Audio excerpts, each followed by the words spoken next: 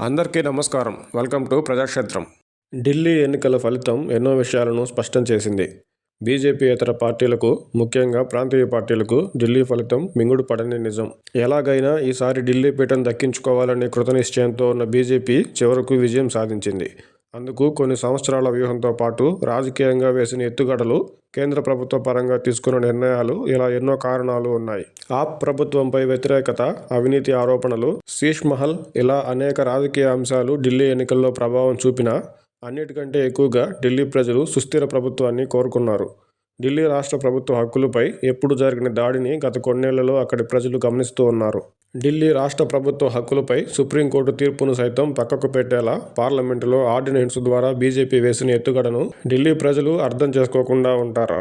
మరోసారి కేజ్రీవాల్ గెలిచినా ఎడతెగని కేసులతో సహకరించని కేంద్రంతో ఆ ప్రభుత్వం ఢిల్లీ ప్రజలకు చేయగలిగింది పెద్దగా ఉండదని గ్రహించిన ప్రజలు కాంగ్రెస్ కంటే మెరుగైన బీజేపీకి, కేంద్రంలో అధికారంలో ఉన్న బీజేపీకే పట్టం కట్టడం ద్వారా ఢిల్లీ కేంద్రంగా రాజకీయ క్రీడకు ముగింపు పలికి ఢిల్లీలో సుస్థిర రాజకీయ క్షేత్రానికి బాటలు వేసుకున్నారు. విఘ్నులైన ఢిల్లీ ప్రజలు ఆప్ పార్టీని ఓడించినప్పటికీ బీజేపీని ఎన్నుకోవడం ద్వారా ఢిల్లీ అభివృద్ధిని కొనసాగేలా చేసుకున్నారు. దాంతోపాటు ఇప్పటికీ దాదాపు 44% ఓట్లతో 22 సీట్లతో ఆప్ సైతం బలంగానే ఉండేటట్టు తెలివిగా తీర్పు చెప్పారు.